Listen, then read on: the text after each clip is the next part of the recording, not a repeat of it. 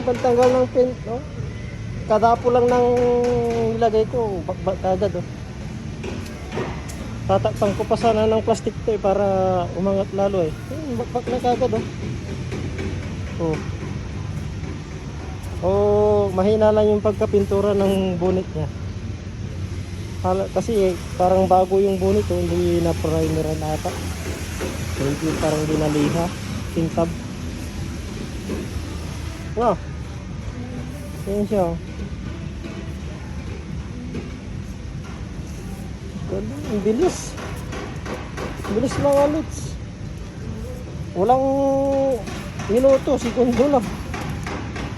Ano?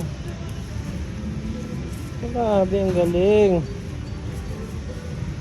So, kakayurin na natin ng mitan.